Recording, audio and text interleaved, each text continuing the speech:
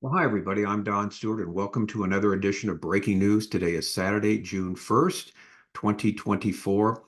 And when we left you yesterday, we left you in a very confused state. We were all in a confused state because Joe Biden came out on Friday here in the United States at a time when Israel was just about to commence or begin their Sabbath and gave this speech, basically unveiling a new proposal, saying it was an Israeli proposal for peace with Hamas, and went through 3 points about 6 weeks there would be of ceasefire. Then during the 6 weeks of ceasefire, they'd come to a proposal during that 6 weeks to end the war. The war would end, and the hostages would be back, and everything seemingly would be fine.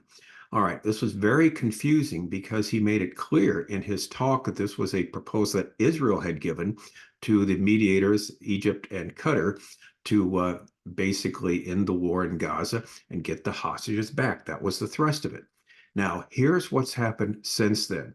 This is very important. Everyone understand this. So I'm going to ask you to do me a favor. I never do this, but I'm going to ask you this time to do it. Once you watch this, please tell others about it, others that are interested in what's going on so they can understand exactly what Joe Biden did, what is happening, and the position he has put the United States in with this talk that he gave yesterday. All right, here, breaking news again, June 1st, 2024. Headline number one. Hamas says it positively views Gaza ceasefire proposal set out by Biden. Hamas on Friday said it has a positive view of the contents of a proposal announced by U.S. President Joe Biden for a permanent ceasefire in Gaza.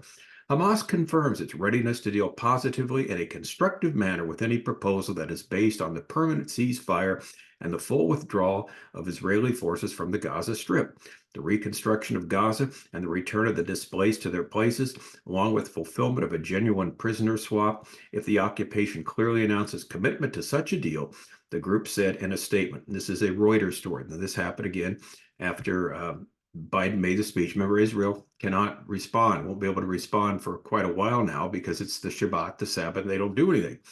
Now, what we did find out, to clarify, because it was so confusing, like we mentioned on the Jerusalem Post website, the comments that were there, they didn't understand. This doesn't seem to be Israel's position when Biden is laying out. Why would Israel say something like this? Well, Obama comes out and tells us, well, no, this is not Israel's proposal. It was Biden's proposal. Okay, so that clears that up. But he palmed it off as Israel's proposal. All right, let's go further. Headline two. Saudi foreign minister receives a call from U.S. Secretary of State to discuss Gaza ceasefire.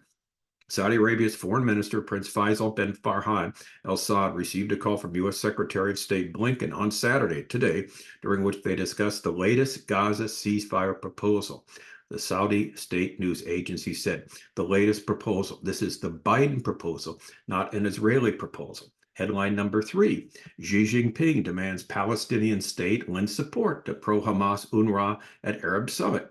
Chinese dictator Xi Jinping used a speech to Arab leaders on Thursday to demand the establishment of a state of Palestine with East Jerusalem as its capital and pledged $3 million in funding to a Hamas-affiliated UN agency. He gave this speech to Arab leaders demanding this.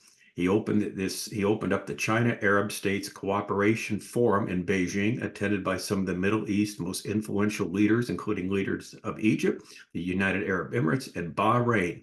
Summit is primarily intended to expand Chinese economic influence in the Arab world, and again, particularly also in the Middle East. In addition to Xi's remark, China signed on to a joint statement against Israel by participants at this conference. All right, so this is where we're at. So you have Biden making this claim this was Israel's proposal, which it was not. It was a proposal we talked about 3 or 4 weeks ago, where the CIA director, Burns, I believe is his name, basically told Qatar and Egypt that they could force Israel to accept something like this. So tell this to Hamas and tell this to the rest of the Arab world, and we'll get this done. In other words, Israel quits, gives up where they're at. Hostages get back, peace is declared, Israel moves out of Gaza, and eventually, I guess, a Palestinian state is created. All right. Later, Prime Minister Netanyahu did give a little comment on X, formerly Twitter, and here's what he said. He said the war won't end until Hamas is destroyed. And of course, you get the leftist Yair Lapid criticizing Netanyahu's comments. and calls for two of his people, Smotrich and Ben-Gvir, to leave the government. Here's what Netanyahu did. He expressed over X, formerly Twitter, on Saturday, that the war against Hamas in Gaza would continue until the terrorist organization was destroyed. Israel's conditions for ending the war have not changed. According to Biden, they had, but they have not. The destruction of Hamas's military and governing capabilities, the freeing of all hostages, and ensuring that Gaza no longer poses a threat to Israel, the prime minister's office stated. Under the proposal, Israel will continue to insist these conditions are met before a permanent ceasefire is put into place, the prime minister's office said. The notion that Israel will agree to a permanent ceasefire before these conditions are fulfilled is a non-starter. Now, this is the government of Israel. Then, of course, Lapid, the opposition leader, takes to X or Twitter to urge the prime minister to heed U.S. President Joe Biden's address, where the president advocated for an Israeli proposed hostage ceasefire deal. Lapid said the U.S.-Israeli government cannot ignore President Biden's significant speech. There is a deal on the table, and it needs to be done. In other words, this is a deal that should be done, basically given Israel's defeat and Hamas the victory for what happened since October 7th. Now, on some of these leftist sites in Israel that do not take time off, they keep on working during the Sabbath. The ones that are observant do not. There's a couple stories, couple editorials, how Netanyahu needs to take this and go on with it and take this proposal by Biden and build on it, and let's have a ceasefire, let's get the hostages home and get back to a normal life. And so we have also on Breitbart a story that basically says the same thing. Netanyahu cast doubt on Biden's ceasefire proposal, a deal that would keep Hamas in power. And so Biden made this three-point deal similar to proposals Hamas has rejected in the past. But what it would do electively, it would basically leave them in power. Now, there's one more headline we want to get to before we give our summary and conclusion. This is from Fox News. Combat in part of the north of Gaza is now over, the Israeli military says. Israeli forces have ended combat operations in the Jabalia area north of Galilee after destroying more than 6 miles of tunnel during intense fighting that included over 200 airstrikes, the military said on Friday. At the south end of Gaza, Israeli forces are pressing an offensive into Rafah. They found rocket launchers and other weapons, as well as tunnel shaft built by Hamas in the city center, the army said. Tank-led Israeli troops to break up Hamas's fighting formations in the city, also in the border of Egypt. So what they've done, they've secured this corridor basically between Israel and Egypt. It's borders there at Gaza, or in Hamas's territory, where there were these terror tunnels where there would be money, munitions, people shifted back and forth where they could escape into Egypt and Hamas could be supplied. Israel has found these tunnels and has taken over them. So this is a huge, huge victory for Israel. All right. Now, so let's summarize where we're at. And this is why it's so important we understand this. Biden makes this proposal as the Sabbath begins in Israel, knowing full well that Israel cannot respond publicly for 24 hours. He falsely states that this was Israel's proposal and that it should be accepted by all parties. Hamas responds by saying they agree with this new proposal, and why not? They win and stay in power. This leads confusion among the Israeli people who comment on the Jerusalem Post website. Couldn't understand why Israel would do something like this.